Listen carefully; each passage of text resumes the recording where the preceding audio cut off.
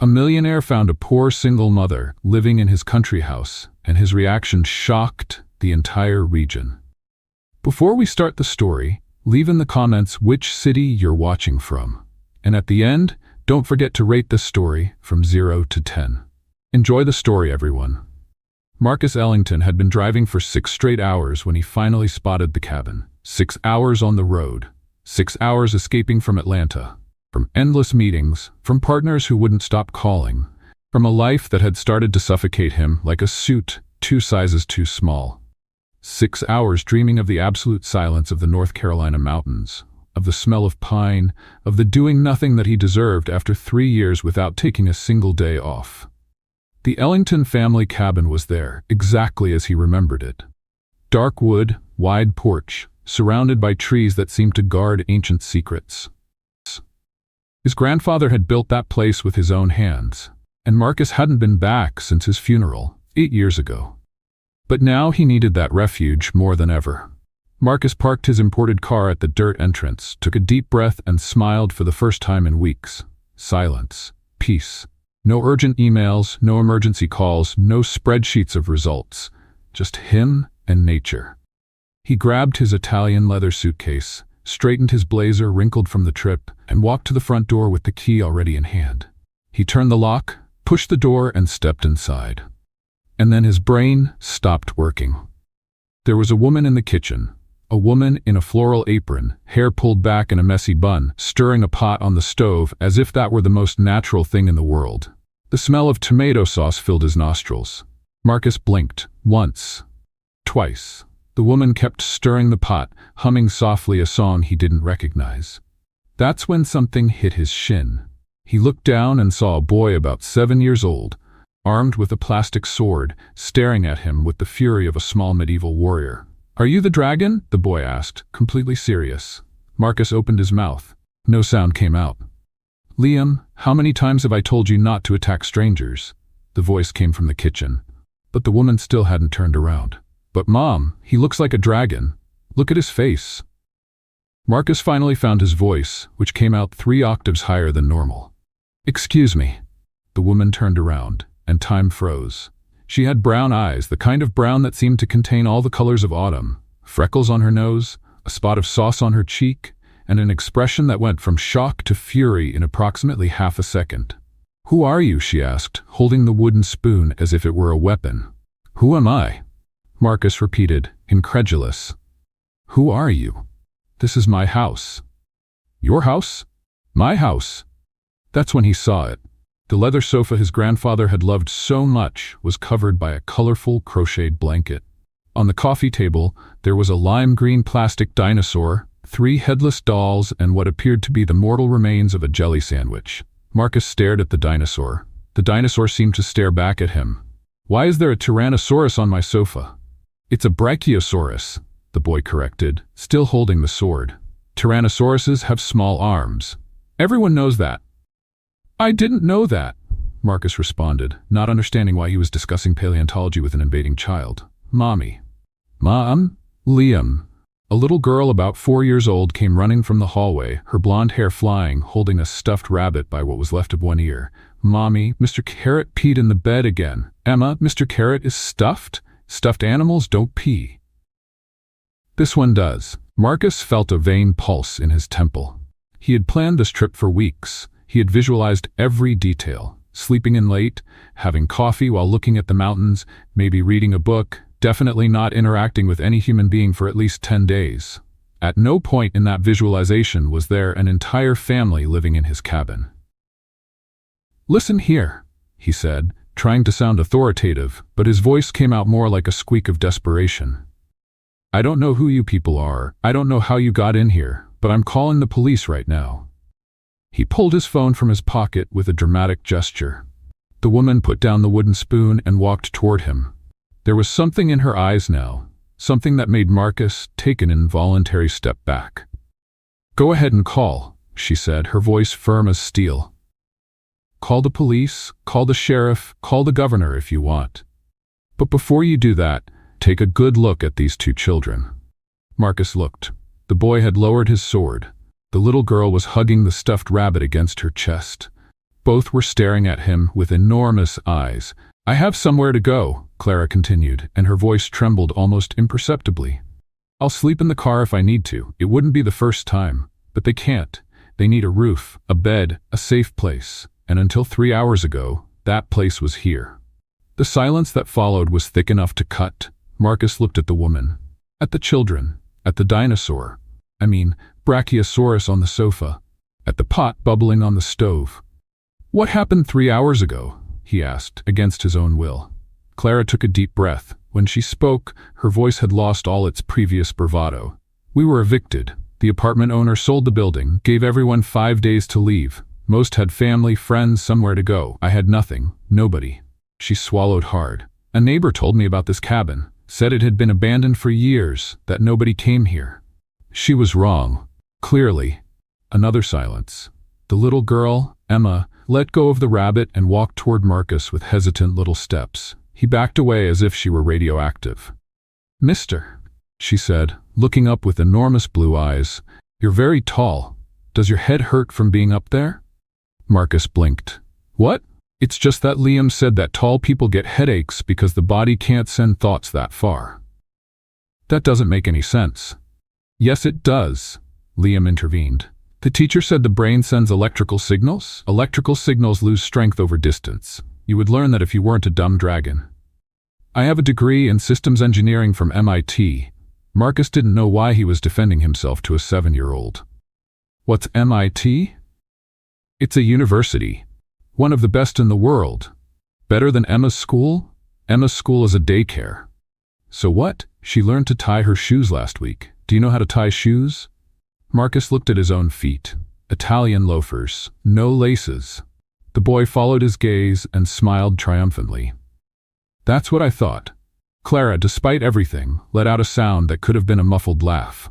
When Marcus looked at her, her face was carefully neutral, but there was a gleam in her eyes that wasn't there before. "Sorry about that," she said. "Liam is in a phase of questioning authority." "It's not a phase," the boy corrected. "It's a lifestyle." Marcus rubbed his face with his hands. This couldn't be happening. He had planned silence. Solitude. Peace. Not a mother with autumn eyes, a revolutionary boy and a little girl who thought her stuffed rabbit had bladder problems. "All right," he said finally, the words coming out before he could stop them. "One night." Clara raised her eyebrows. "What? One night?" he repeated, already regretting it. "You can stay one night. Tomorrow we'll figure this out. He looked around, searching for an exit. "I'll sleep in the back room." "The back room is where we are." "Then I'll sleep on the sofa." "The sofa has a brachiosaurus." "Then I'll sleep in the car." Marcus exploded. "I'll sleep on the roof. I'll sleep hanging from a tree. I don't care. I need a minute of silence to process that my cabin was invaded by a family that includes a 7-year-old paleontologist and a girl who talks to incontinent rabbits." Another silence. Then Emma tugged at the hem of his pants. "Mister?" "What?" he asked, exhausted. "Do you want a cookie?" "Mommy made cookies. It helps when we're nervous." Marcus looked at those blue eyes, at that serious little face, at the worn rabbit hanging from her little hand.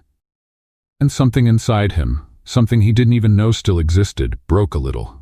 "Yes," he said, his voice suddenly hoarse. "I think I want a cookie." Emma smiled, a smile that lit up her whole face, and ran off to the kitchen shouting, "Mommy, the dragon wants a cookie." Clara looked at Marcus with an expression he couldn't decipher. "Thank you," she said softly. "For tonight." Marcus just nodded, not trusting his own voice. He had come to the mountains looking for peace. But as he watched Emma come running back with a star-shaped cookie, as Liam went back to attacking imaginary enemies with his plastic sword, as Clara returned to the stove to save the tomato sauce that was starting to burn, Marcus had the uncomfortable feeling that his life, carefully planned and rigidly controlled, had just taken a detour for which there was no GPS. And the strangest part? A tiny part of him, a part he would never admit out loud, wasn't entirely unhappy about it.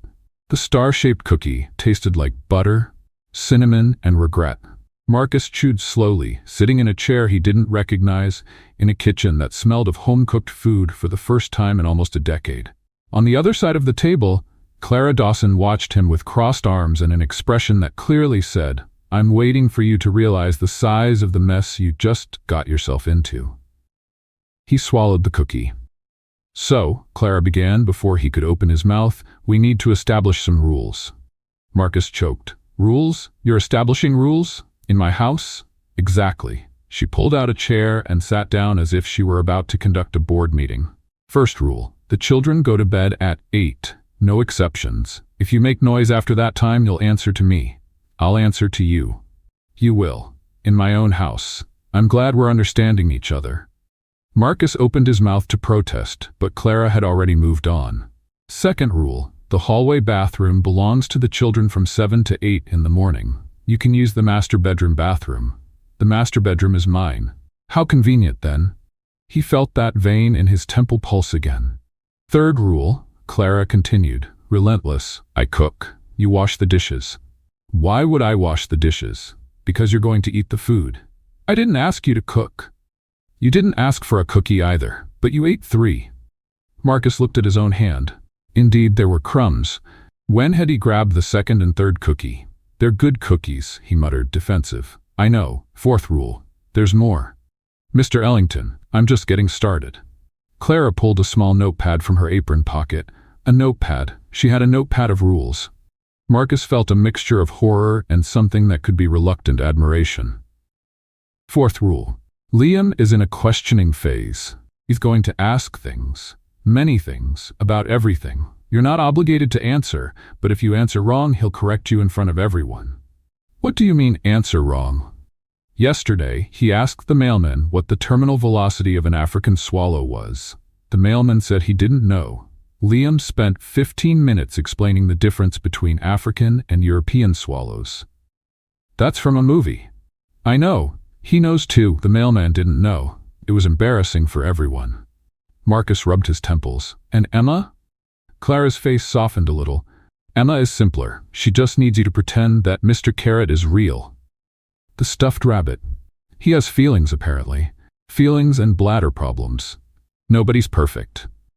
Before Marcus could process any of this information, Liam appeared in the kitchen doorway holding a thick book that seemed to weigh more than he did. "Mr. Dragon, what's your opinion on black holes?" Marcus blinked. "My opinion?" "Yes, I'm writing a report. I need diverse perspectives." "You're 7 years old. And how old are you?" 50. "You should know more about black holes than I do, but clearly that's not the case, so I'm giving you a chance to redeem yourself." Marcus looked at Clara for help. She just shrugged. "I warned you. Black holes are." Marcus began, trying to remember anything from his physics classes. "Holes that are black, in space." Liam stared at him with the contempt reserved for inferior beings. "That was disappointing on levels I can't even articulate." He wrote something in the book. "I'll record your answer as insufficient." "You're going to record it?" "For future reference. Good night, Mr. Dragon." And he left, carrying the book as if it were a shield. Marcus was silent for a moment. Has he always been like this? Since he learned to talk, his first words were, "Why?" and "technically." Clara put the notepad back in her pocket. "Look, I know this isn't what you planned. It's not what I planned either." The hardness in her voice wavered, just for a second. "I had a job. I had an apartment. It wasn't a big deal, but it was ours." She looked away. "Things just fell apart, all at once. And when you're falling, you don't have time to choose where you're going to land." Marcus recognized that tone. He had heard it in his own voice on long nights at the office, when success felt like a golden prison. "Why this cabin?" he asked, softer now. "Of all places." Clara gave a sad smile. The neighbor said the owner had died years ago, that the family had forgotten the place existed. It seemed like the kind of place where forgotten people could hide for a while. Something tightened in Marcus's chest. Forgotten people. Is that how she saw herself? "Clara? You don't need to." She stood up, starting to collect the plates. "You don't need to feel sorry. You just need to give us tonight. Tomorrow I'll figure out something else." "With 2 children? No money? In the middle of the mountains?" "I'll manage. I always manage." The way she said it, as if managing were the only option she knew, made Marcus want to say something. Anything. But Emma appeared in the doorway before he found the words. "Mommy? Mr. Carrot wants to know if the dragon is going to read us a story." "Emma, Mr. Ellington isn't going to." "I'll read," Marcus heard his own voice say. Clara and Emma looked at him with identical expressions of shock. He was shocked too. What was wrong with his mouth today? "It's just a story," he justified, convincing no one, especially not himself. "One. A short one." Emma opened a smile that could light up all of Asheville. "Mr. Carrot says thank you." And before Marcus could reconsider all his life choices, a small hand grabbed his fingers and pulled him toward the hallway. He looked back at Clara. She was standing in the kitchen, plates in hand, with an expression he couldn't read. But there was something there, something that looked like gratitude mixed with caution. "Mr. Ellington," she called, when he was almost in the hallway. "Marcus," he corrected, not knowing why. "Just Marcus." Clara nodded slowly. "Marcus, thank you for not calling the police." He should have called. Every fiber of his crisis management training said he should have called. But as Emma chattered about Mr. Carrot's favorite story and Liam shouted from the bedroom that, technically, dragons can't read, Marcus realized that, for the first time in months, he wasn't thinking about spreadsheets, meetings, or profit reports. He was thinking about how a 4-year-old held his hand as if he were the most trustworthy person in the world. It was terrifying, and somehow it was also the best feeling he had experienced in years. The story lasted 43 minutes, involved 7 requests for read that part again, and a philosophical discussion with Liam about whether dragons were thermally viable. When the children finally fell asleep, Marcus stumbled out of the room. Clara was waiting in the hallway. "You survived," she said, almost smiling. "Barely." They stood there in the dark hallway, at a distance that seemed both too far and too dangerous. "One night," Clara repeated, more to herself than to him. "One night," Marcus confirmed. But as he walked to the sofa where he would sleep next to the plastic brachiosaurus, Marcus had the uncomfortable feeling that one night would never be enough. And that maybe, just maybe, he didn't want it to be. What he didn't know was that the next morning, a sheriff's car would park in front of the cabin, and Deputy Hank Wheeler was about to turn everything into an even bigger chaos.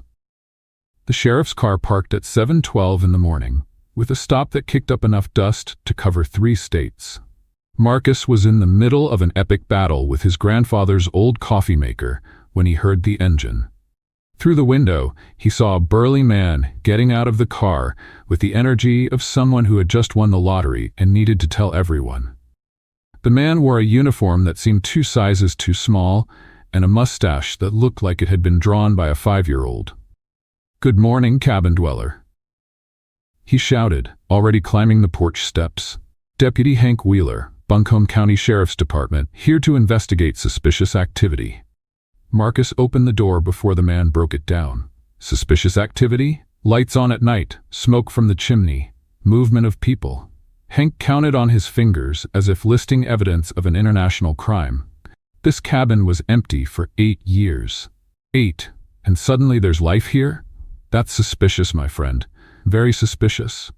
"I'm the owner." Hank blinked. "The owner?" "Marcus Ellington, Harold Ellington's grandson. The cabin belongs to my family." "Oh," Hank's face lit up. "Harold's grandson. I knew your grandfather. Great man. We played poker every Thursday. He cheated, but we let him because he brought apple pie." Marcus didn't know what to do with this information. "Right? Well, as you can see, there's nothing suspicious here. Just me on vacation in my own house." "Just you?" That's when Clara appeared in the kitchen doorway, in an apron, with a spatula in her hand and a spot of pancake batter on her chin. "Marcus, the pancakes are ready. The children are already at the table and—" She stopped when she saw the visitor. "Oh." Hank looked at Clara, looked at Marcus, looked at the spatula. His mustache trembled. "Just you, huh? This isn't what it looks like," Marcus began. "Pancakes," Hank exclaimed, ignoring him completely. "Nothing says happy family like pancakes on a Saturday morning. And children, you have children." "They're not my children." "Of course they're not." Wink, wink. "I'm not winking." "But I am." Hank actually winked, twice. It was disturbing. Liam appeared behind Clara, still in dinosaur pajamas. "Mom, is the dragon going to eat with us or not?" Hank leaned forward. "Dragon? It's a long story," Marcus and Clara said at the same time. Hank's mustache reached worrying vibration levels.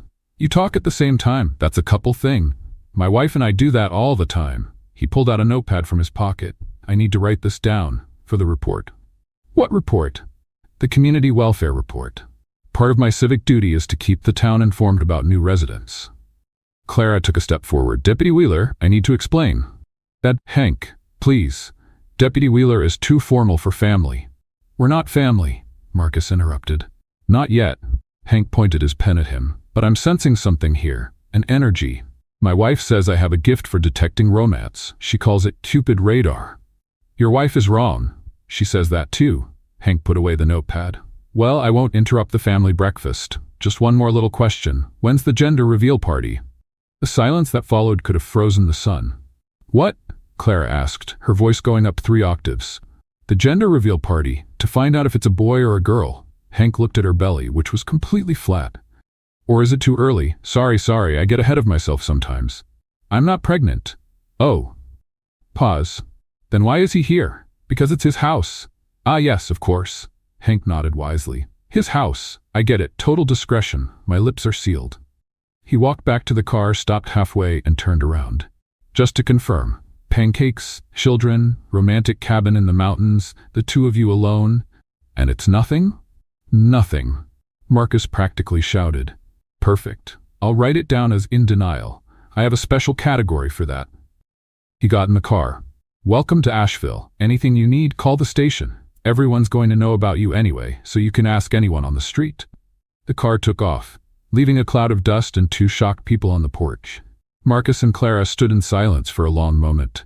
Did that just happen? He asked. I think so. How long do you think before the whole town knows? Clara looked at the clock on the wall, considering how fast he drove. 4 minutes. Maybe 3 if he uses the car radio. Marcus groaned and rubbed his face. I came here for peace, privacy, anonymity. And you found pancakes and gossip? Clara gave a small smile. Welcome to the countryside. There was something in that smile that made Marcus stop complaining. She was laughing at him, but not in a cruel way. It was the kind of laugh that invited you to laugh along. You think this is funny, he accused. A little. Your reputation just got destroyed. Clara's smile wavered. My reputation wasn't much to begin with. Single mother, no steady job, living where I shouldn't. People talk anyway. She shrugged, but there was weight in that gesture. At least now they'll have something interesting to say. Marcus observed her. Beneath the bravado, beneath the jokes and the defensive posture, there were layers of pain she hid well. Very well. Clara? The pancakes are going to get cold, she cut in, turning inside. And Liam gets unbearable when he eats cold pancakes. More unbearable than normal, I mean. She disappeared into the kitchen. Marcus stood on the porch, looking at the road where the car had vanished. Somewhere down there, an entire town was discovering that he existed. That Clara existed, that they were together. Together. The word echoed strangely in his head. He had spent his life building walls. Walls between him and colleagues, him and partners, him and anyone who got too close. It was safer that way. More efficient. But here in the small town where nobody cared about efficiency, where a deputy could destroy your privacy in 3 minutes and a single mother could invade your house and your breakfast, the walls seemed useless. Mr. Dragon, Emma's voice came from inside. Your pancake has a bare face. Come see. Marcus took a deep breath. One night, he had said. One night, and that's it. But as he walked into the kitchen and saw Emma proudly pointing at a pancake that looked more like a traffic accident than a bear, as Liam explained that, technically, bears are omnivores and would probably eat pancakes if they had access, as Clara poured coffee with that half-smile he was starting to recognize. Marcus realized that one night had already turned into one morning, and he had no idea how to turn back. What he also didn't know was that, at that exact moment, Hank Wheeler was on the car radio, and the first call he made wasn't to the station. It was to Mildred Patterson, the owner of the Central Diner, known as the unofficial news center of Asheville. And Mildred was already making a list of questions for the next time she saw the mysterious mountain couple. The pancake breakfast had barely ended when the cabin's landline rang for the first time in 8 years. Marcus stared at the dusty device on the wall as if it were a weapon. It rang again and again. Clara raised an eyebrow, amused, as she dried the dishes. Aren't you going to answer? I didn't even know that line still worked. Clearly, Asheville knew. He answered on the 5th ring. Hello? Mr. Ellington. A shrill female voice practically burst his eardrums. This is Mildred Patterson from the Central Diner. Hank told me everything. Everything. I just wanted to say we're so happy you found love in the mountains. When are you coming down to town? I need to meet this young lady and the children. Hank said they're adorable. Marcus pulled the phone away from his ear. Mrs. Patterson, I'm not. Mildred, dear. Call me Mildred. After all, we're practically family now. The whole town is talking. Harold's single grandson finally found someone. Your grandfather would be so proud. We're not together. That's what everyone says in the beginning. She laughed. Anyway, I just called to let you know the apple pie will be ready at 3. Bring the children. The line went dead. Marcus stared at the phone as if it had just bitten him. Let me guess, Clara said, unable to hide her smile. The gossip spread further than we expected. A lady I've never seen in my life just invited me to eat pie and called me dear. Welcome to small town life. Tomorrow she'll know your blood type. The phone rang again. Marcus groaned. There were 7 calls that morning. 7. The auto shop owner wanted to know if they needed a bigger car for the family. The librarian asked if the children had library cards yet. And a man named Earl offered his services as a wedding officiant. In case you need it, no rush, but no stalling either. At the end of the 7th call, Marcus disconnected the phone from the wall. Done, he said, throwing himself on the sofa next to the Brachiosaurus. Peace.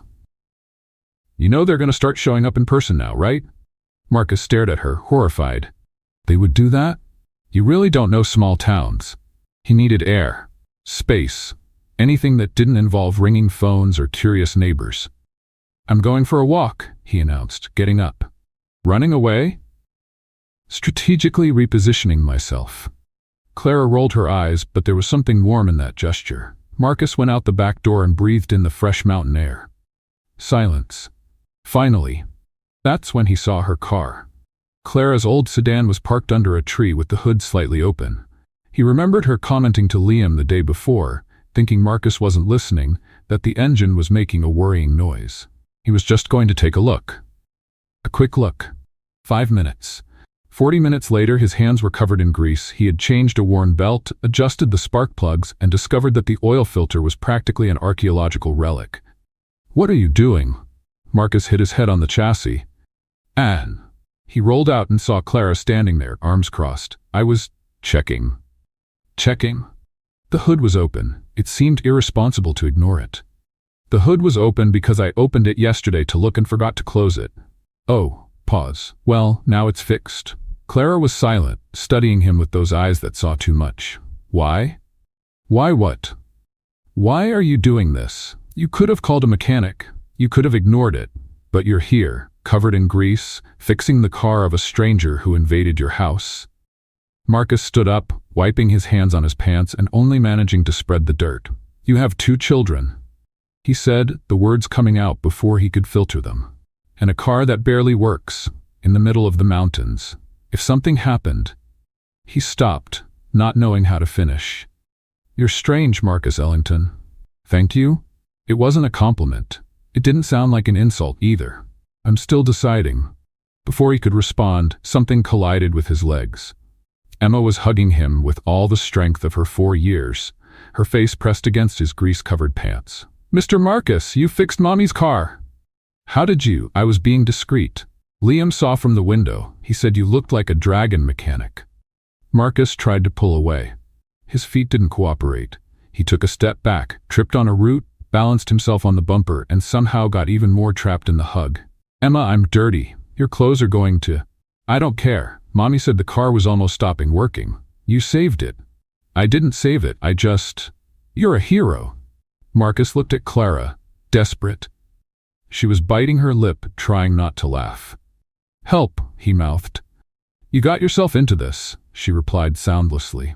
Liam appeared on the porch holding a sheet of paper. Mr. Marcus, I made something for you. If it's a quiz about black holes, I haven't studied yet. It's not a quiz. Liam came down the steps and held out the paper. It's a drawing. Marcus finally freed himself from Emma and took the sheet, and his heart stopped. 4 stick figures in front of a house, a woman with brown hair, a boy with a sword, a girl holding a rabbit, and a very tall man in a suit with an expression that Liam had tried to make serious but looked constipated. Underneath, in crooked letters, "Our family." Marcus stared for so long that Liam got nervous. "Don't you like it?" "I like it." "You look strange." "It's my normal face. Your normal face is strange." Marcus couldn't take his eyes off the words. "Our family." Two words that had no right to affect him like this. He thought about his own childhood. Empty mansions, parents traveling, Christmases with paid employees to be nice. Nobody had ever drawn him in a family. Nobody had ever thought to include him in one. "Marcus?" Clara's voice was soft. "Are you okay?" He met her eyes, concerned, seeing through him.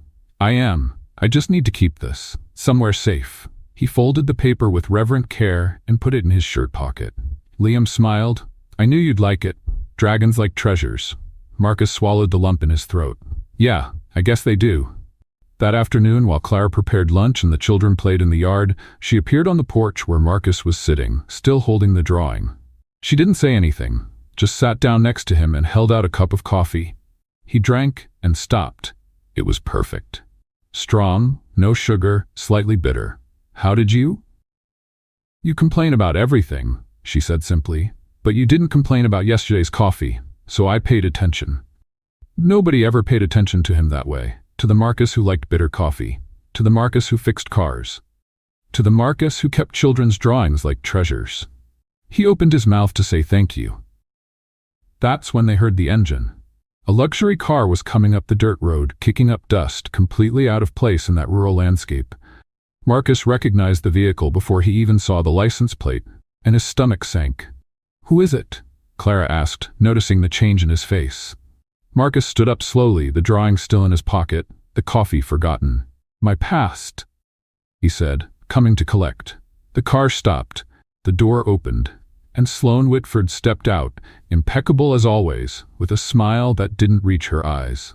Sloane Whitford wore high heels on a dirt road, and somehow made it seem like the road was the one that was wrong.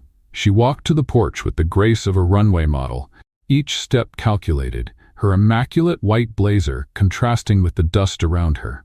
Her eyes swept over the cabin, Clara, the children playing in the yard, and returned to Marcus with an expression that mixed disappointment and cruel amusement. "Marcus, darling." Her voice was poisoned honey. "When they said you had fled to the mountains, I imagined a luxury resort, not this." Marcus came down the porch steps, instinctively positioning himself between Sloane and Clara. "Sloane, what are you doing here?" "Saving you from yourself, apparently." She raised a leather briefcase. "I brought the merger contracts. They need your signature by Friday." "I said I needed time." "You said that 2 weeks ago. The board is getting impatient." Her eyes slid to Clara again. "And now I understand the reason for the delay." Clara stood up from the chair, smoothing her flour-stained apron. She had been making cookies before the interruption. "Hi, Clara Dawson." She extended her hand. Sloane looked at the extended hand as if it were a particularly unpleasant insect. After an awkward pause, she shook it with her fingertips. "Sloane Whitford, Marcus's partner, ex-fiancé too, but that was a long time ago." Her smile was sharp as a razor. "And you are?" "The cabin invader, apparently." Marcus choked. Sloane blinked, clearly not expecting that answer. "Pardon?" "Long story." Clara smiled sweetly. "It involves an eviction, a gossipy deputy, and a plastic dinosaur. Want a cookie? I just made some." "I don't eat carbs after 11. "How sad for you." "They're really good." Marcus watched the exchange with a mixture of horror and fascination. It was like watching two cats studying each other before a fight. Sloane recovered her composure quickly. "Well, Clara, it's lovely to meet Marcus's housekeeper. He's always needed someone to take care of practical things. Never been very good with day-to-day stuff." "Oh, I'm not a housekeeper." "No?" Sloane raised a perfectly drawn eyebrow. "Then what exactly are you?" Clara seemed to consider the question. "Technically, a temporary occupant who makes very good coffee and has 2 children who think Marcus is a dragon, not in the negative sense, in the powerful mythical creature sense. It's a compliment, I think." Marcus wanted to disappear or laugh, possibly both. "How charming." Sloane pronounced the word as if it were synonymous with pathetic. "Marcus, can we talk in private? Business matters. Whatever you have to say can be said here." "Are you sure?" She cast another look at Clara. "I don't want to bore your friend with corporate details." Go ahead. I love corporate details. Clara sat down again. They're my second favorite subject, right after dinosaurs and before rabbits with bladder problems. Marcus had to fake a cough to hide his laughter. Sloane, for the first time since she arrived, looked genuinely flustered. Right. She opened the briefcase and pulled out a thick document. Marcus, the merger with TechVance is at risk. You disappeared without warning. You don't answer emails. You don't take calls. The investors are nervous. They're always nervous. It's the natural state of investors. This is different. They're questioning your leadership ability. Some are suggesting that maybe you need a more permanent break. The air grew heavy. Are you threatening me, Sloane? I'm informing you, as your partner and as someone who cares about you. She moved closer, lowering her voice, but not enough for Clara not to hear. Look around you, Marcus. This isn't you. Old cabins, children running around, women making cookies. You built an empire. Are you going to throw it all away because of a premature midlife crisis? I'm 34 years old, and you're acting like you're 60 and retired. Sloane placed the contract on the porch table. Sign this. Go back to Atlanta. Take back your life before you lose everything you built. Marcus looked at the contract. Pages and pages of clauses, obligations, commitments, his entire life summed up on letterhead. Can I ask a question? Clara's voice cut through the silence. Sloane turned to her with barely disguised impatience. Of course, dear. What is it? How long did you drive to get here? 6 hours. Why? And at no point during those 6 hours did you think to call first? Or send a message? Maybe a carrier pigeon? Sloane narrowed her eyes. Marcus wasn't responding. So you decided to show up unannounced on private property to pressure someone who clearly wanted distance? Clara tilted her head. Interesting business strategy. Very intense. I don't need etiquette lessons from someone who breaks into other people's houses. Fair. But at least I admit I broke in. You're pretending this is a social visit. Marcus watched Clara face off with Sloane with that unshakable calm, responding to the jabs with precise irony, and felt something shift in his chest. Sloane was everything he knew: success, power, ambition. They had been engaged because it made sense on paper. Two high-level executives building an empire together.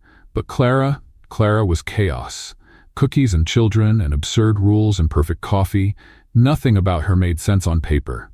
And yet, Marcus, Sloane's voice was harder now. I need an answer. He looked at the contract, at Sloane, at Clara, who had looked away and was staring at the mountains with an expression he couldn't decipher. I need more time. How much time? I don't know. That's not an answer. It's the only one I have right now. Sloane took a deep breath, visibly controlling her frustration. You have until Friday. After that, the board will make decisions without you. She put away the briefcase. I hope you know what you're doing, Marcus, because from where I'm standing, it looks like you're throwing your life away for... Another look at Clara. For nothing. She walked back to the car without saying goodbye. The engine purred. The dust rose, and then she was gone. The silence that remained was thick enough to cut. She seems nice, Clara said finally. Marcus let out a humorless laugh. She's complicated. You were engaged. It wasn't a question. 3 years ago. It didn't work out. Clearly she didn't get the memo. Marcus turned to Clara. She was still looking at the mountains, but there was something in her face now. Something closed off, distant. Clara, you should sign the contract. What? She finally looked at him. That's your life, Marcus. Your company, your investors, your future. She shrugged, but the gesture was heavy. We're just a pause, an accident along the way. You can't throw everything away because of cookies and children's drawings. What if I want to? The words came out before he could stop them. Clara looked at him for a long moment. There was something in her eyes, hope, perhaps, or fear, or both mixed together. You don't want to? She said softly. You're just confused, tired. When the dust settles, you'll realize I was right. She went into the cabin before he could respond. Marcus stood on the porch, alone, looking at the contract Sloane had left. His old life on one side, something new and terrifying on the other. And him, in the middle, not knowing where to go. What he didn't see was Clara, on the other side of the window, wiping away a silent tear before the children could notice. The contract was still on the porch table 3 days later, accumulating dew and guilt. Marcus woke up that morning with a weight in his chest he couldn't explain. Since Sloane's visit, Clara had gone back to treating him with distant politeness. Still made perfect coffee, still took care of the house, but the smiles were rarer and the conversations shorter. He hated it. "You need to get out of this cabin," Clara said at breakfast without looking at him. "You're putting down roots on the sofa." "I'm fine." "You watched the same documentary about penguins 3 times yesterday." "It was informative." "It was sad. The penguins were sad. You were sadder than the penguins." Liam looked up from his cereal. "Penguins don't get sad. They're biologically adapted to extreme environments. The melancholic appearance is human anthropomorphization." Marcus and Clara stared at him. "Where did you learn the word anthropomorphization?" Marcus asked. "In a documentary about penguins." Clara stood up abruptly. "Get up. We're going for a walk." "What?" "Walk. In the mountains, with your legs, one in front of the other." She was already grabbing a backpack. "The children are coming with us. You need air and vitamin D before you turn into an actual sad penguin." "I don't want to." "I didn't ask if you want to. It's one of my rules." "Remember the rules?" Marcus remembered, unfortunately. An hour later, they were on a trail Marcus didn't know existed, surrounded by trees so tall they seemed to hold up the sky. Emma walked ahead, chatting animatedly with Mr. Carrot about the different shapes of the clouds. Liam had brought a notebook and stopped every 3 meters to catalog insects. "You know these trails well," Marcus observed, walking beside Clara. "I spent many summers here as a child. My grandmother lived in Asheville." She stepped over a root with the naturalness of someone who knew every stone. "This place was my refuge. When life got too hard, I'd climb the mountain and pretend the rest of the world didn't exist." "Did it work?" "Sometimes." She glanced at him sideways. "And you? What was your refuge?" Marcus thought for a moment. "Work, that's not refuge. That's escape. What's the difference? Refuge, you come back renewed. Escape, you come back more tired than when you left." He had no answer for that. They walked in silence for a few minutes. The only sound was the singing of birds, footsteps on dry leaves, and Emma explaining to the stuffed rabbit that that cloud looked like an elephant eating ice cream. "Can I ask you something?" Clara said finally. "Depends. Why did you come here? Really, not the official version." Marcus sighed. "The official version is that I needed a vacation. And the real version?"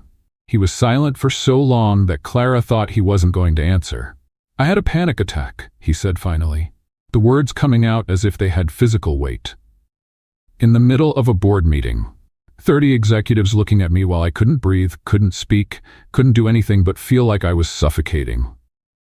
Clara stopped walking. "Marcus, I built that company from scratch. 10 years of my life, and suddenly I was at the top of everything I'd always wanted, surrounded by everything I'd always worked to have, and—" He swallowed hard. "And I felt nothing. No joy, no satisfaction, just tiredness. A tiredness so deep it felt like it was in my bones." They had stopped in a small clearing, where sunlight filtered through the trees in golden beams. "So you ran away," Clara said without judgment. "I needed to find out if there was still anything beyond work. Some part of me that wasn't defined by contracts and mergers and quarterly reports." "And did you find it?" Marcus looked at her, at the brown eyes that seemed to see through all his defenses. "I'm starting to find out." The air between them changed, became denser, more charged. Clara looked away first. "We should keep going. The children are going to—" Her foot found a hidden root. Marcus caught her by instinct, one hand on her arm, the other on her waist. She grabbed onto his shoulders to keep from falling, and suddenly they were very close. Too close. He could see every freckle on her nose. He could feel her quickened breathing. He could see the exact moment when her eyes dropped to his lips. "Clara," he whispered. "Marcus," she responded, her voice hoarse. He leaned in. She didn't pull back. The entire world shrank until there was only that tiny space between them, that centimeter of possibility, that moment suspended in time that promised to change everything. "Mr. Marcus, Mrs. Mommy, look what I found." Marcus and Clara separated so fast that he almost tripped on the same root that had knocked her down. Liam came running down the trail, holding something that sparkled under the sun. "It's a quartz rock with mineral inclusions." He was breathless with excitement. "Did you know that quartz can be over 1,000 years old?" 1,000? That's older than you, Mr. Marcus." Thanks for the information, Liam. You're welcome. He raised the rock like a trophy. I'm gonna call her Gertrude. And he ran back the way he came. Emma, come see Gertrude. The silence that remained was deafening. Marcus looked at Clara. She had red cheeks, her eyes fixed on the trees, pretending nothing had happened. So, he tried. So, she repeated. More silence. That was nothing, Clara cut in quickly. You tripped. I fell. Gravity. Basic physics. I didn't trip, you tripped. Details. Clara, we should go back. She was already walking. The children. Lunch. Things to do. Lots of things. Marcus followed her, frustrated and confused and still feeling the ghost of the almost kiss on his lips. The rest of the walk was silent. Not the comfortable silence from before, but a silence loaded with unspoken words and interrupted possibilities. When they got back to the cabin, Emma ran to show her collection of special leaves, and Liam began a monologue about Gertrude's chemical composition. Clara disappeared into the kitchen. Marcus stood on the porch, looking at the mountains, Sloane's contract still on the table beside him. He had come here looking for silence. He had found chaos. And somewhere in the middle of that chaos, between perfect coffee and family drawings and almost kisses, interrupted by children excited about rocks, Marcus realized a frightening truth. He no longer knew who he was, but for the first time in years, he wanted to find out. What he didn't know was that Sloane Whitford hadn't given up. And the call she made that night to Clara would change everything. The phone rang at 9 at night, and Clara answered thinking it was a wrong number. Clara Dawson? The voice on the other end was cold as ice in a champagne glass. This is Sloane Whitford. We need to talk. In person. Tomorrow, 10 o'clock at the town diner. Alone. The line went dead before Clara could respond. The next morning, Marcus left early to handle the car paperwork in town. The registration needed updating, something about his grandfather's documents that were never transferred. Clara said she'd stay with the children. She didn't mention the call. She didn't mention that, as soon as his car disappeared down the road, she left Liam and Emma with the nearest neighbor and drove to the Central Diner in Asheville. Sloane was already there, impeccable as always, sitting at a corner table as if the entire place belonged to her. On the table, next to an untouched cup of tea, there was a check. A check with 6 zeros and an insult embedded in each one of them. Clara sat down slowly, staring at the numbers while Sloane smiled as if she were offering a generous gift. It's more than fair, Sloane said, crossing her legs. Enough for you to start over anywhere. Decent apartment, good school for the children, maybe even a savings account. Clara looked at the check, then at Sloane. You're paying me to leave. I'm offering an opportunity. Sloane's smile didn't waver. You're smart, Clara. You know this isn't real. Marcus is confused. Tired. You're a convenient distraction. A distraction. Don't take it personally. Men like Marcus have these phases. They run to the countryside, play at simple life, pretend they don't need the world they built. Sloane leaned in. But they always come back.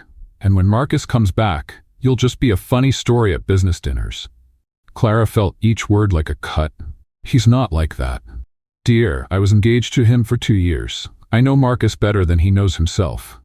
Sloane pushed the check forward. Take the money. Give your children a better life. Let Marcus go back to where he belongs. Clara looked out the window.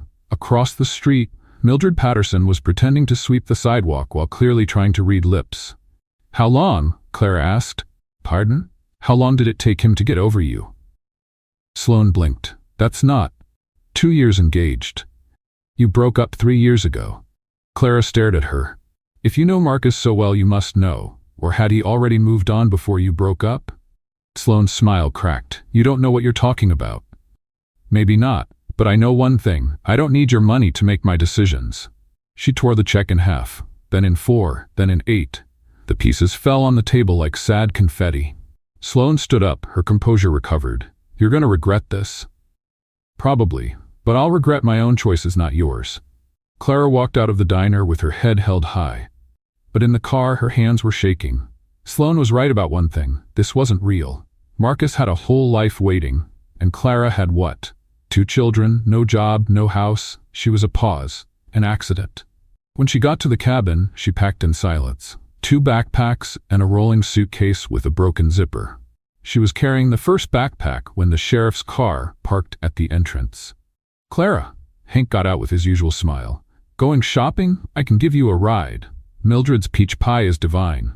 "I'm not going shopping, Hank." "Family trip?" He looked at the bags. "Every couple needs a romantic getaway.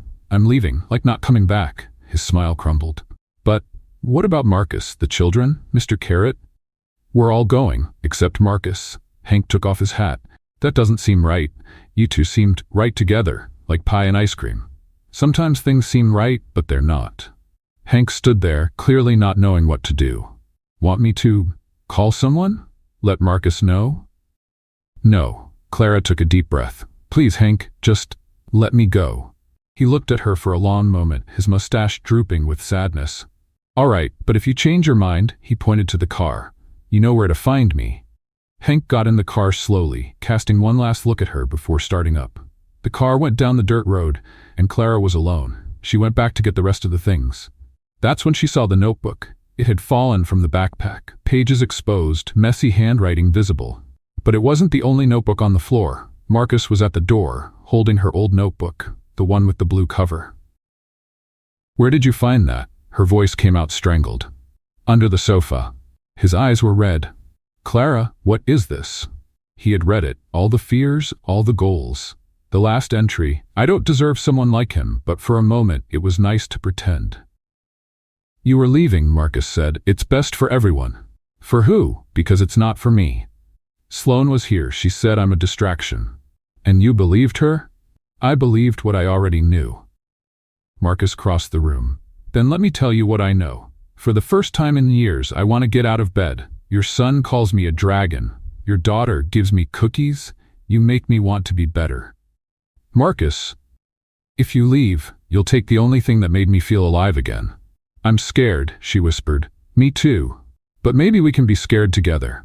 A tear escaped. Emma appeared at the door holding Mr. Carrot. "Mommy? Why are the bags in the car?" Clara looked at her daughter, at Marcus. "Because." But before she could finish, the sky darkened, and the first thunder of the biggest storm in 20 years shook the mountains. The thunder shook the cabin as if the mountains were collapsing. Clara instinctively pulled Emma close while the lights flickered once, twice, 3 times, and then died. Darkness swallowed everything, cut only by lightning that turned the windows into white explosions. "Mommy," Emma whispered, clinging to Mr. Carrot. "It's very loud." "I know, sweetheart. It'll pass." Marcus was already lighting candles, moving through the cabin with an efficiency Clara didn't expect.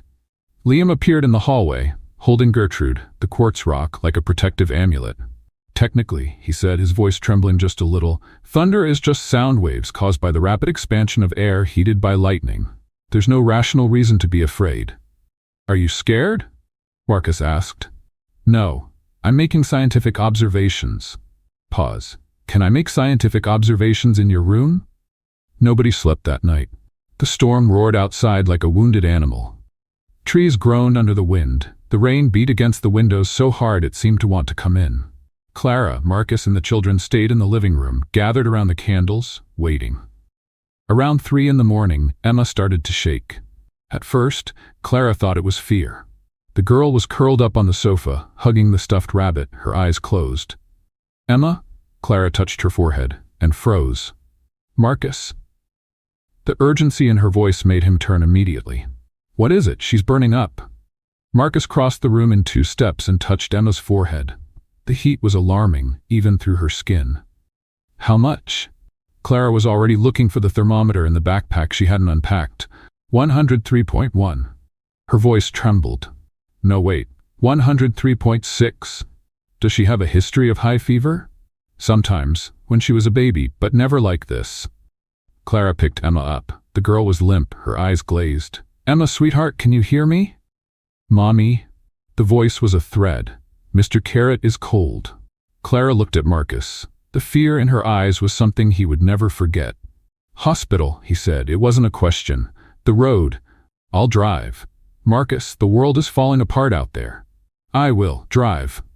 5 minutes later, they were in Marcus's car. Clara in the back seat with Emma in her lap, the girl wrapped in blankets. Liam was beside them, holding his sister's hand with a seriousness that broke the heart.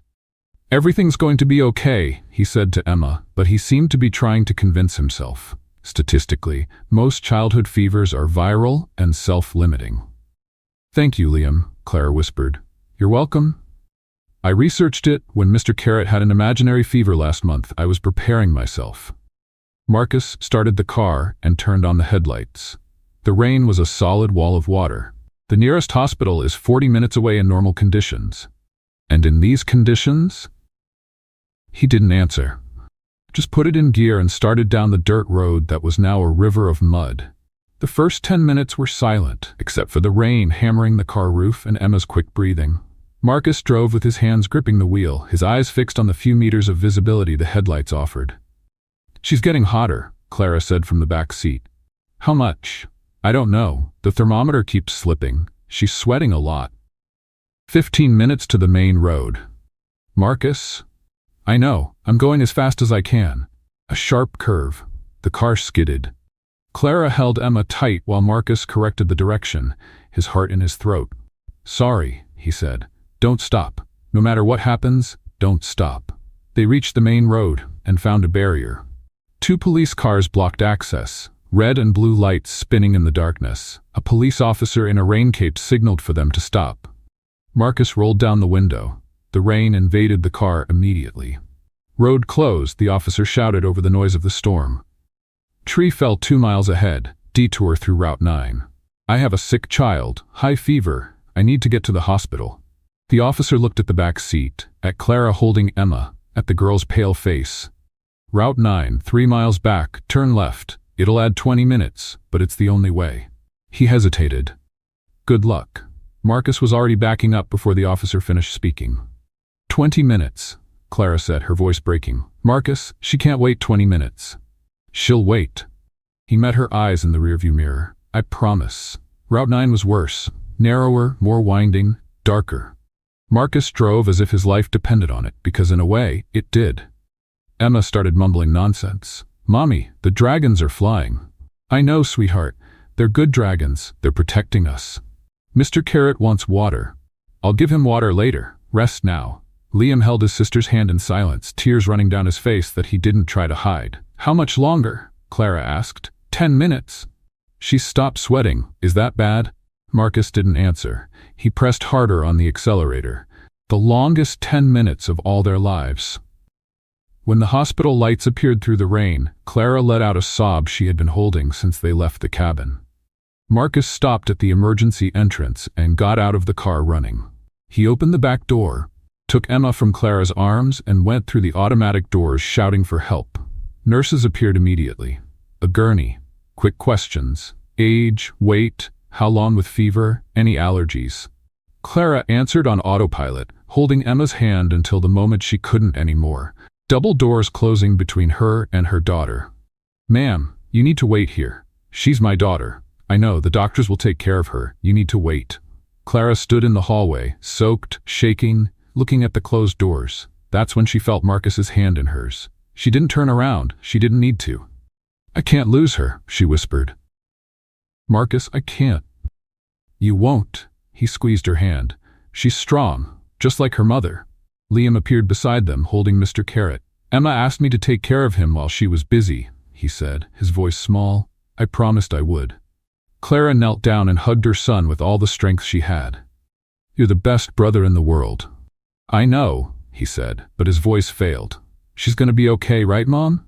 Clara looked at Marcus, at the closed doors, at her son who was trying to be strong.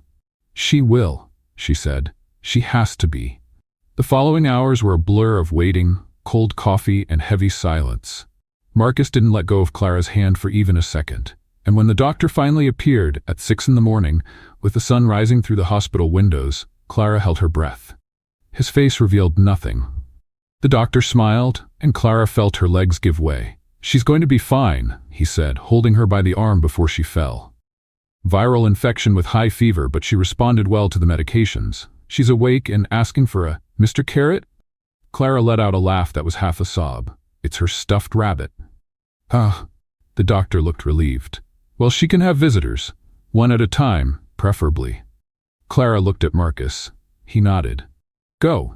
I'll stay with Liam. She went through the double doors with her heart still racing, following the nurse to a small room where Emma was lying down, pale but alert, surrounded by wires and monitors. "Mommy," the voice was weak, but the smile was huge. "I flew with the dragons." Clara sat on the edge of the bed and took her daughter's hand. "You did?" "Yes. They were blue and had shiny wings. And Mr. Marcus was there. He was the king of the dragons. The king, no less. He had a crown of fire, but fire that doesn't burn. Gentle fire." Clara kissed Emma's forehead, finally warm, no longer burning. "You gave me the biggest scare of my life." "Sorry, Mommy." Emma frowned. "Where's Mr. Carrot? Liam is taking care of him." "Liam?" Emma's eyes widened. "But Liam doesn't know that Mr. Carrot is afraid of hospitals. I'm sure he's explaining everything scientifically to keep Mr. Carrot calm." Emma considered this. "Okay, Mr. Carrot likes science." An hour later, Emma had fallen asleep again. This time a peaceful, natural sleep without fever. Clara was sitting in the armchair next to the bed, holding her daughter's hand when the door opened. Marcus came in slowly, carrying 2 cups of machine coffee. "Liam is in the waiting room, drawing a diagram of the immune system to show Emma when she wakes up," he said softly. "Apparently, she needs to understand how her body fought the invaders." Clara smiled, exhausted. "He's going to do a complete presentation, isn't he? With charts, and possibly a quiz at the end." He held out one of the cups to her. Clara accepted and drank without thinking. "This is terrible," she said. "I know. Hospital coffee is a legalized form of torture." "Then why did you bring it?" "Because you haven't eaten anything in 12 hours, and if I brought real food you would refuse." She looked at him for a long moment. "You know me too well for someone who's known me for 2 weeks. Feels like longer, doesn't it?" It did. It felt like a lifetime. Marcus pulled up a chair and sat beside her, the two of them watching Emma sleep. "I've never been so scared in my life," he said after a long silence. "When you said she was burning with fever, I felt like the ground had disappeared. She's not your daughter. I know." He turned to face her. "But at some point in the last 2 weeks she became my responsibility. Liam too." Pause. "And you?" Clara felt her heart race. "Marcus, let me finish. Please." She nodded. "I spent 10 years building a company, 10 years thinking that success meant numbers, contracts, profits, and I achieved all of that. Every goal I set, I reached." He looked at his own hands. "And when I finally got to the top, I realized I had nobody to share it with. Nobody who cared about Marcus, not about the executive. Nobody who made coffee the way I like it, just because they paid attention. Marcus, you invaded my cabin." He laughed, a tired but genuine sound. "Literally invaded, with 2 children and a stuffed rabbit with bladder problems. And in 2 weeks, you turned my life upside down in a way I didn't even know was possible." Clara felt the tears burning. "I have nothing to offer you. No job, no house, no stability. You can have anyone in the world. Why? Because nobody ever saw me." He held her face with both hands. "Nobody ever looked past the suit and the title and saw the guy who likes bitter coffee and doesn't know how to tie shoes and reads dragon stories to children he just met." "You know how to tie shoes." "Not very well, apparently. Liam corrected me 3 times. Clara laughed through the tears. "He corrects everyone." "I know, and I want to be corrected by him for the rest of my life." The air between them grew dense. "You're serious," Clara whispered. "More serious than I've ever been about anything. I'm scared." "Me too." "What if it doesn't work out? What if it does?" She had no answer for that. Marcus leaned in slowly, giving her time to pull back if she wanted. She didn't want to. His lips met hers in a soft, hesitant kiss, full of silent promises. Machines beeped around them. The fluorescent light hummed. Emma slept a few feet away. It was the most imperfect and most perfect moment of Clara's life. When they separated, both were smiling like teenagers. It was. We should. Probably. Before they could say anything else, the room door burst open. Hank Wheeler entered like a uniformed hurricane, completely soaked, his mustache dripping water. "I came as fast as I could," he gasped. "I got the news and drove in the rain and almost crashed twice and—" He stopped, looking around. "Wait, where is everyone?" "Hank?" Marcus stood up. "How did you know we were here?" "Mildred called, said she heard from someone who heard from someone that you were at the hospital." He looked at Clara, then at Marcus, then at Emma sleeping. "But isn't it the wedding?" "What?" The wedding, Mildred said, you were going to get married at the hospital because the girl was sick and you wanted to do it before. He stopped. Wait, nobody's getting married? No, Hank. Emma was sick. We brought her to the emergency room. Hank processed this information for a long moment. So I drove 40 minutes in the storm of the century thinking I was going to miss the wedding, and there was no wedding at all? Correct. And the girl is okay? She is. And you two are. He pointed between them with a raised eyebrow. Clara and Marcus exchanged a look. We're talking, Clara said. Talking. Hank crossed his arms. With red lips like that? That must have been a very intense conversation. Clara brought her hand to her lips, feeling her face heat up. I knew it. Hank practically jumped. I knew it from day one. Cupid radar, remember? My wife says it doesn't work, but it does. He pointed at them triumphantly. Wait till I tell Mildred. Hank, maybe we don't need to. Too late, he was already leaving. All of Asheville will know before lunch. Get ready for visits. And pies. Mildred's going to make at least 3 pies. The door closed behind him. Clara and Marcus were silent for a moment. Well, she said finally, I guess now it's official. Asheville decided for us. Seems like it. Marcus took her hand again. Do you mind? Clara looked at Emma sleeping, at Marcus's hand in hers, at the uncertain future, but full of possibilities. No, she said. I don't think I mind at all. Outside, still raining, Hank Wheeler was already on the car radio, spreading the news. And somewhere in Atlanta, Sloan Whitford's cell phone beeped with a message from an informant. Marcus Ellington had made his choice. Emma was discharged the next day, with medical instructions, 3 lollipops from the nurses, and the absolute certainty that she had flown with dragons. The trip back to the cabin was quiet. The good kind of quiet. The one that comes after a storm when everyone is too exhausted to pretend. Emma slept the entire way in Clara's lap. Liam stayed awake, but quiet, holding Mr. Carrot with a care he hadn't shown before. Marcus drove slowly, avoiding potholes as if carrying something too precious to risk.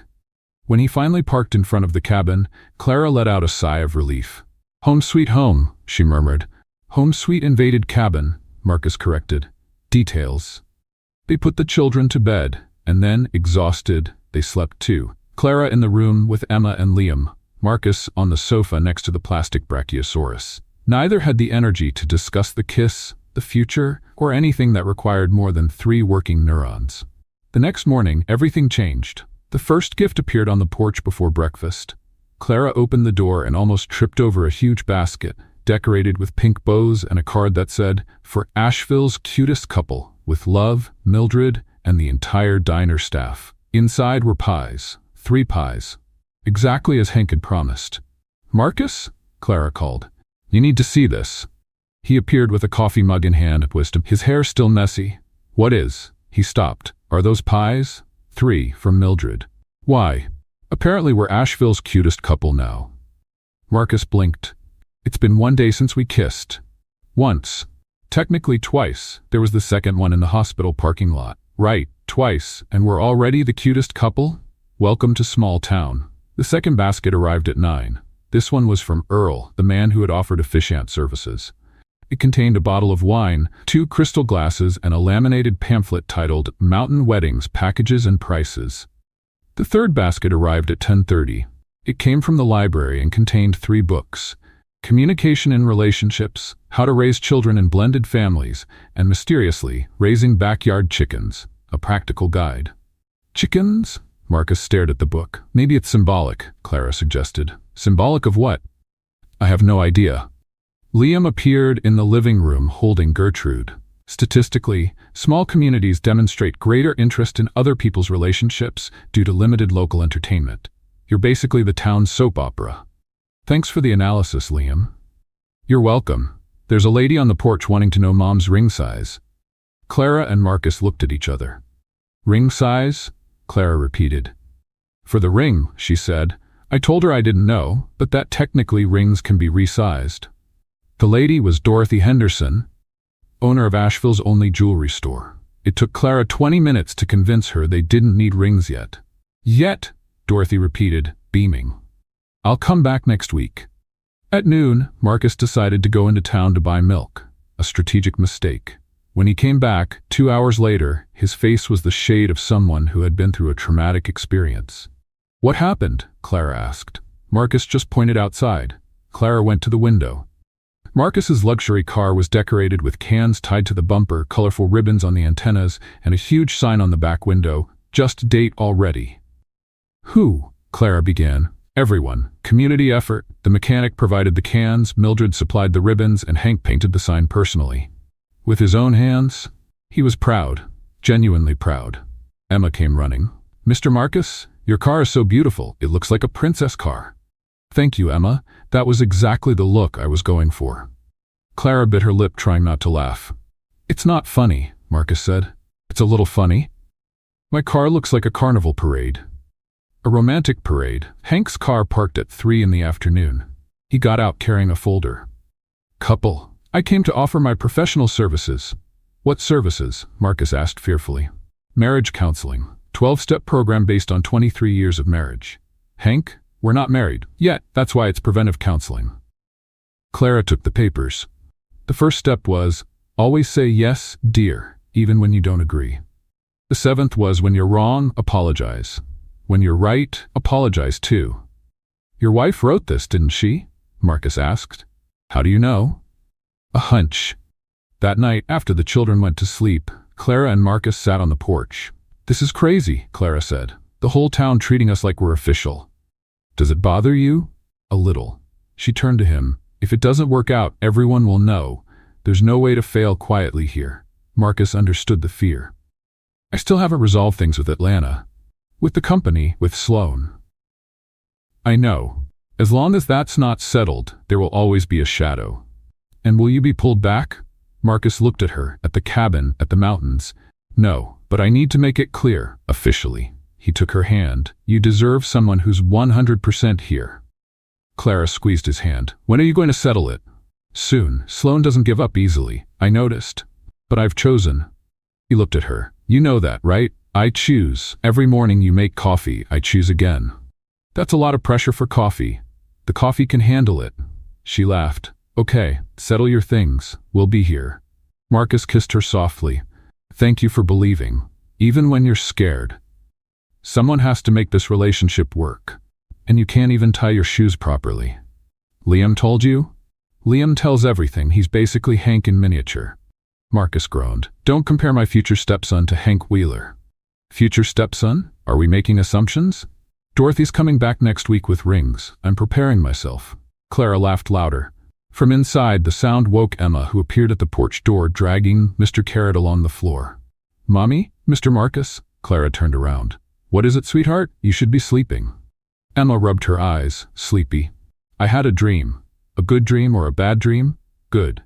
She walked over to them and squeezed herself between the two on the porch chair, as if it were the most natural thing in the world. "I dreamed we lived here forever, and Mr. Marcus was the king of the dragons, and there was a dog. A big dog. His name was Pancake."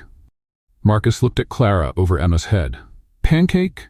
It's a good name for a dog," Emma said, completely serious.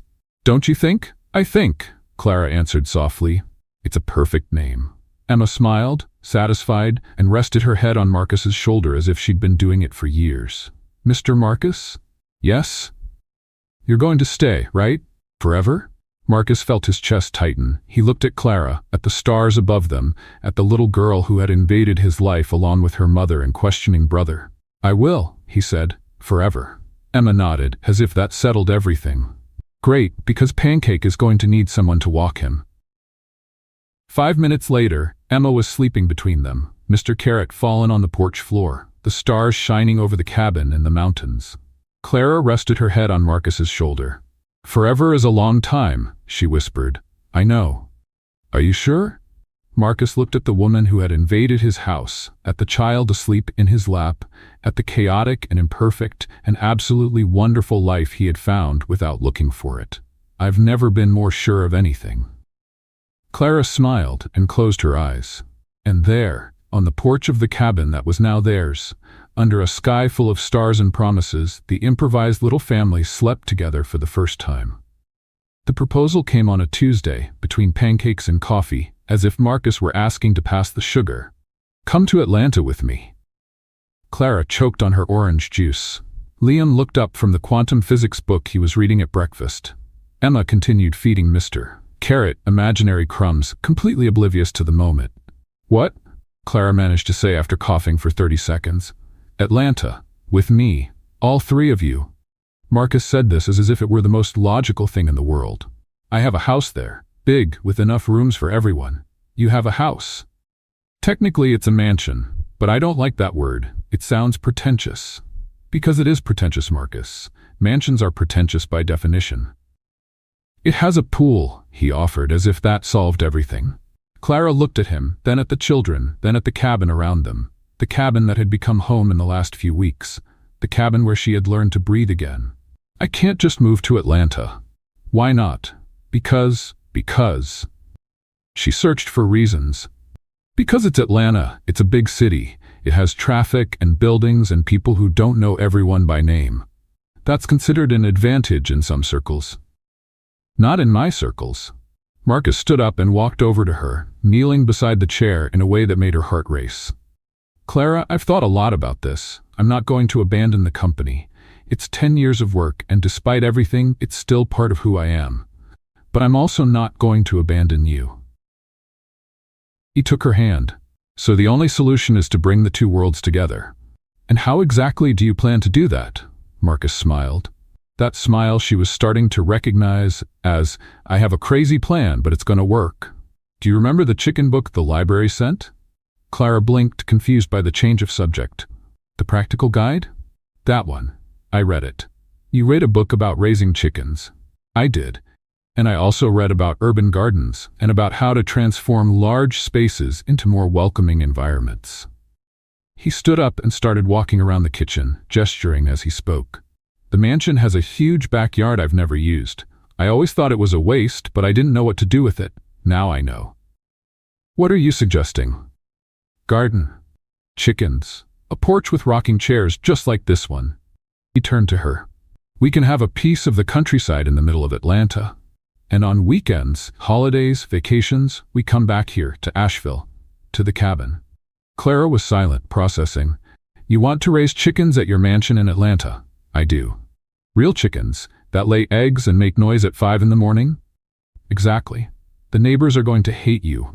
"The neighbors already hate me. I never go to their parties." Liam finally closed the book.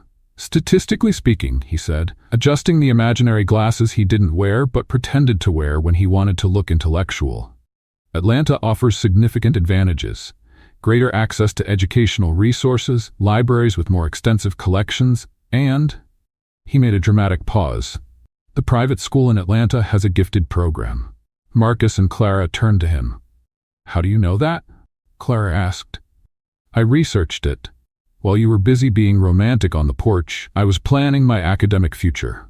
Liam crossed his arms. "The program accepts students starting at 7 years old and has an elite university acceptance rate of 94%. "You're 7 years old," Clara said, "and I'm gifted, the perfect combination." Marcus hid a smile. "And you, Emma?" Clara turned to her daughter. "What do you think about living in Atlanta?" Emma finally looked up from Mr. Carrot. "Can Pancake come?" "Who's Pancake?" "My dog." "You don't have a dog." "Not yet, but Mr. Marcus promised." Clara turned to Marcus. "You promised a dog?" "I may have mentioned the possibility of perhaps eventually maybe getting a pet." "He said I could have a big dog named Pancake," Emma corrected, "and that he would have a little house in the yard near the chickens." "A little house near the chickens." "Yeah, so he can protect them from the wolves." "There are no wolves in Atlanta, Emma." "We don't know that for sure," Liam intervened. "The urban coyote population has grown significantly in the last decade." Clara rubbed her temples. "Let me understand. You want me to move to a mansion in Atlanta where we're going to have a garden, chickens, a giant dog named Pancake, and my 7-year-old son is going to enter a gifted program while reciting statistics about urban coyotes." "Basically," Marcus confirmed, "this is insane. Completely. It doesn't make any sense." "None." Clara looked at him for a long moment. At the man who had invaded her life the same way she had invaded his cabin. At the impossible and crazy and absolutely perfect future he was offering. "All right," she said. All right, let's go to Atlanta." Emma jumped from the chair. "Pancake?" Liam nodded, satisfied. A statistically sound decision. Marcus crossed the kitchen and kissed Clara as if the world were ending and beginning at the same time. "You won't regret it," he whispered against her lips. "I probably will, but it'll be an adventure." The news spread through Asheville in record time. Hank Wheeler appeared at the cabin 2 hours later, with red eyes and a trembling mustache. "You're abandoning us," he said, his voice choked. "After everything we've been through together." "Hank, you've known us for 3 weeks. 3 intense weeks, weeks of growth, of connection." He sniffled. "I saw this love being born. I helped cultivate it, and now you're leaving and abandoning me here alone. You have a wife. She doesn't appreciate my gossip like you appreciate it." Mildred arrived next, carrying a stack of pies that defied gravity. 5 pies, she announced, depositing the tower on the kitchen table. 1 for each day of travel. You're going to eat pie for breakfast, lunch, and dinner until you get to Atlanta. "The trip to Atlanta takes 6 hours, Marcus said. "Then you'll have leftover pie." "What a tragedy." Dorothy Henderson appeared with an updated ring catalog. "I expect to be invited to the wedding," she said, pointing at Marcus.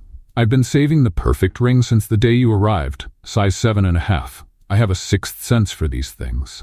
"We're not engaged yet," Clara said. "Yet." Dorothy, Hank and Mildred said in unison. On the morning of departure, the street in front of the cabin looked like a farewell parade. Earl brought a bottle of wine for the first night in the big city. The mechanic showed up with a toolkit because rich people's cars always have problems. The librarian brought 3 more books about raising chickens to supplement the studies. And Hank was trying to get into the car trunk. "Hank, what are you doing?" Marcus asked, watching the deputy fold himself at anatomically questionable angles. "I fit. I know I fit. I just need to find the right position. You're not going to Atlanta in my trunk. I can be your deputy there. Atlanta needs good deputies. Atlanta has an entire police force, but they don't have my Cupid radar." Hank finally gave up, emerging from the trunk with his uniform wrinkled and his mustache crooked. "You're coming back, right? You promise?" Clara walked over to him and did something that surprised everyone. She hugged Hank Wheeler. "We promise," she said. "Every holiday, every weekend we can. This cabin is still ours." Hank sniffled against her shoulder. "I'll take care of it while you're gone. I'll check the windows and scare off invaders and use it as an excuse to gossip about us to the whole town." "Maybe a little of that too." Clara laughed and stepped back. Marcus put the last bags in the car. The children were already in the back seat, Liam reading about quantum physics, Emma talking to Mr. Carrot about the adventure that awaited them. Clara stopped in front of the cabin and looked at it one last time. The porch where she had coffee with Marcus, the kitchen where she had made cookies with the children, the room where she had cried from fear and hope in equal parts. This cabin had saved her, had given her a roof when she had nothing, had given her a second chance when she thought she didn't deserve any. Marcus appeared beside her. "We'll come back," he said, as if he could read her thoughts. "I know. Whenever you want, just say the word. I know." Clara took a deep breath. "It's just that I never thought it would hurt to leave a place I invaded without permission." Marcus smiled. "Technically, you had permission. You just didn't know you had it." "That doesn't make sense." "It does to me." He took her hand. "You belong to this cabin, and this cabin belongs to you, no matter where we live." Clara squeezed his hand. "Does Atlanta have good libraries?" "The best. And gifted schools for annoyingly intelligent boys?" "Top-notch. And space for a giant dog named Pancake?" "Huge yard, with room for the chickens too." Clara sighed. "All right then, let's go before I change my mind." They got in the car. Marcus started the engine. In the rearview mirror, Clara watched Asheville get smaller and smaller, Hank waving frantically, Mildred wiping her eyes with her apron, Dorothy holding the ring catalog against her chest like a promise, and the cabin, on top of the hill, waiting for them. "Mommy?" Emma's voice came from the back seat. "Yes, sweetheart? When we get to Atlanta, will Pancake already be there?" "Not yet, Emma. First we need to settle in." "But soon." Clara looked at Marcus. He was smiling. "Soon," she promised. "Very soon." Emma smiled and went back to talking to Mr. Carrot. Liam turned a page in his book. And Marcus, holding Clara's hand while driving toward the future, thought that for the first time in 10 years he was going home. Not to the mansion in Atlanta, to the place where his family was. Marcus's mansion was exactly as Clara had imagined, huge, intimidating, and completely soulless. At least that's how it was in the first few days. The children ran through the echoing hallways as if they were exploring an abandoned castle. Emma got lost 3 times a day. Liam mapped the entire house in a notebook, including escape routes in case of statistically unlikely emergency. Clara felt like an invader again, only this time in a house that really wasn't hers. But Marcus kept every promise. In the first week, the rocking chairs arrived for the back porch. In the second, he hired a landscaper to design the garden. In the third, a mysterious package arrived from Asheville, a disassembled chicken coop with a note from Hank that said, "So you never forget where you came from. P.S. The chickens arrive on Friday." The chickens arrived on Friday. Clara named them Mildred, Dorothy, and Hank, which made the original Hank cry with emotion when he heard over the phone. And in the 4th week, a golden retriever puppy appeared at the door, with a red bow and a tag that said Pancake. Emma didn't let go of the dog for 72 straight hours. She slept with him, ate with him, tried to take him into the bath with her. Pancake, for his part, seemed to have decided that Emma was his favorite human and followed her everywhere, like a furry, clumsy shadow. The mansion started to come alive. But one thing was still missing. On Monday of the 5th week, Marcus walked into the company's conference room with a calm he hadn't felt in months. Sloane was already there, impeccable as always, with a folder of documents and that calculated smile. Around the table, the other board members watched in silence.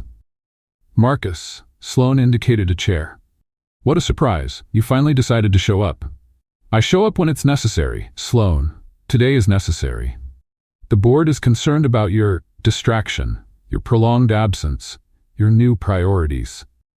Marcus didn't sit in the chair she indicated. He walked to the head of the table, his rightful place, and stood looking at each person present. "Let's be direct," he said. "I know what's happening. I know about the meetings I wasn't invited to. I know about the conversations regarding my leadership ability. I know that you, Sloane, are trying to push me out of my own company." Sloane opened her mouth to respond, but Marcus raised his hand. "I'm not finished." He leaned his hands on the table. "I built this company from scratch, 10 years. Every contract, every client, every decision that brought us here went through me. And in the last few months, while I was distracted," he made air quotes, "our profits increased 12%. 12, you can check." The board members exchanged glances. "So here's what's going to happen," Marcus continued. "I remain as majority partner. I continue making the final decisions, but I'm not going to live for this company anymore. I'm going to live with this company. It's part of my life, not my entire life. And if the board doesn't agree?" Sloane asked, her voice icy. "The board will agree, because the numbers don't lie, and because everyone in this room knows that without me, this company wouldn't exist." Silence. Marcus straightened up and adjusted his jacket. "You can continue as a partner, Sloane, but the rules have changed. My priorities have changed. And if that doesn't work for you, the door is open." Sloane remained motionless for a long moment.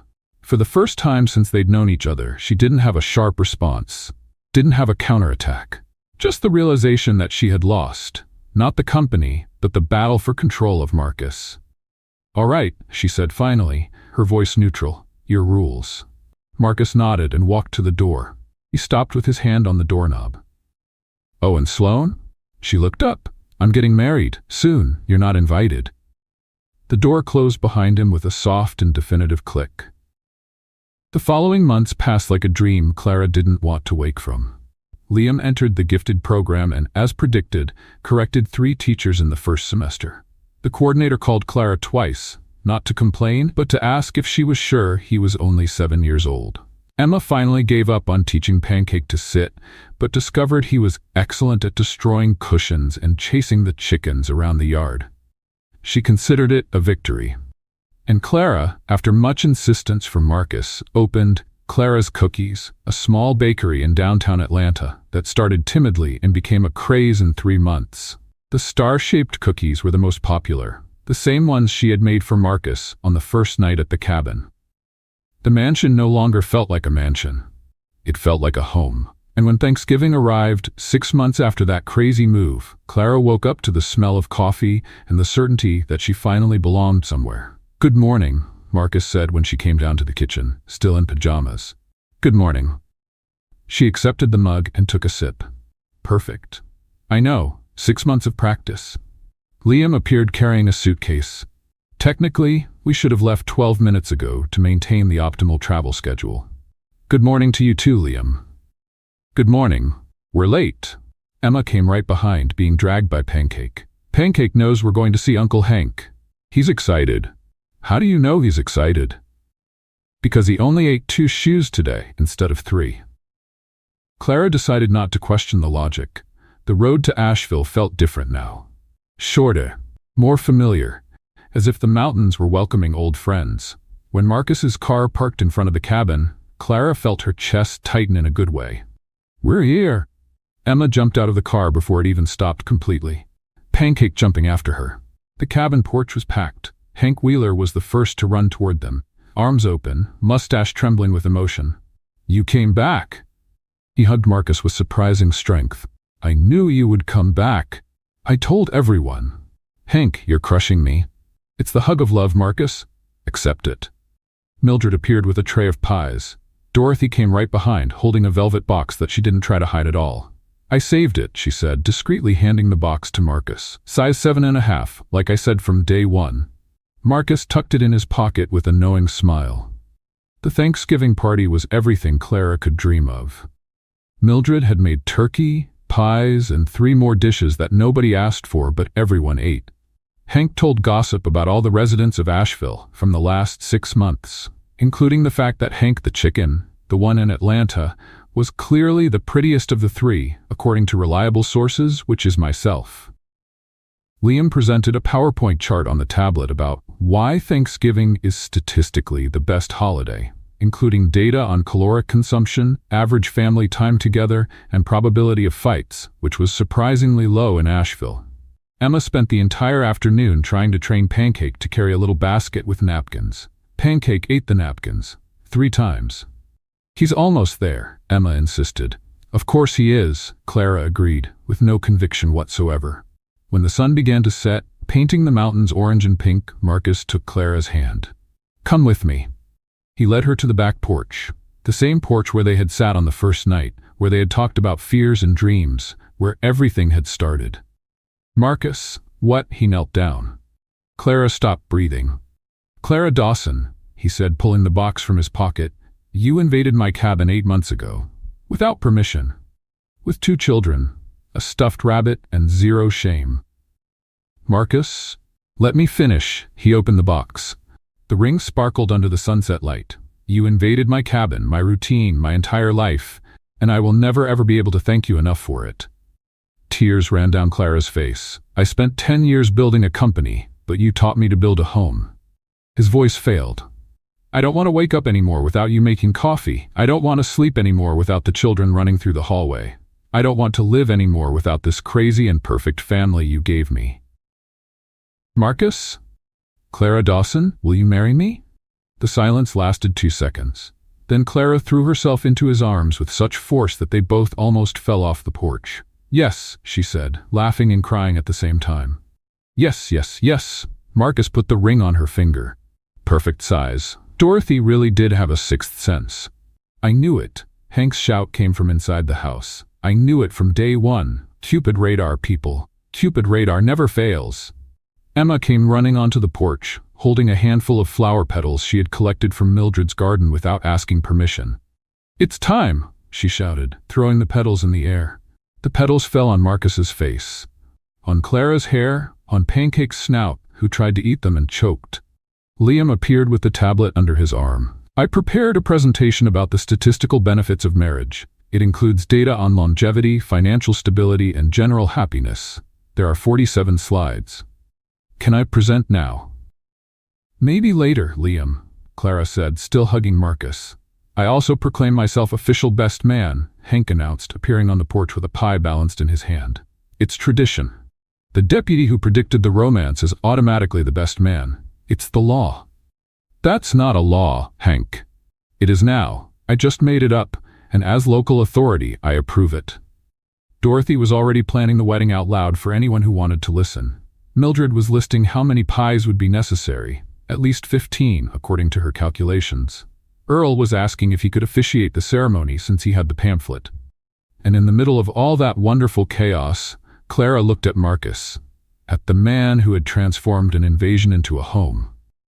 At the future she never imagined she deserved. "Thank you," she whispered. "For what?" "For letting me stay. That first night. For not calling the police." Marcus smiled and kissed her forehead. "You gave me cookies. I had no choice." Clara laughed, that laugh he had learned to love more than any sound in the world. Around them, Asheville celebrated. The children ran through the yard. Pancake barked at the shadows. Hank cried on Mildred's shoulder for the 10th time that day. And on the porch of the cabin where everything had started, two people who weren't looking for love found something much bigger. They found a home. They found a family. They found a forever. Some fairy tales begin with once upon a time. This one began with an invasion. And it ended exactly where it should. With an imperfect family, a cabin in the mountains, 3 chickens named Mildred, Dorothy, and Hank, a dog who didn't know how to sit, a boy who corrected teachers, a girl who talked to stuffed rabbits, and 2 people who discovered that love doesn't need to make sense. It just needs to be real. The end. What did you think of this family that started with an invasion and ended with a forever? Join the conversation. Your comments and engagement are part of the healing process. Let us know your thoughts below. If this journey of resilience and turning pain into power resonated with your heart, please support Healing Stories. Subscribe. Help us build a sanctuary of strength by subscribing to the channel. Share the hope. Give this video a like and share it with someone who needs to hear this message of recovery and justice. Your support allows us to continue sharing powerful narratives of overcoming trauma and finding peace. Subscribe to Healing Stories and be part of the change.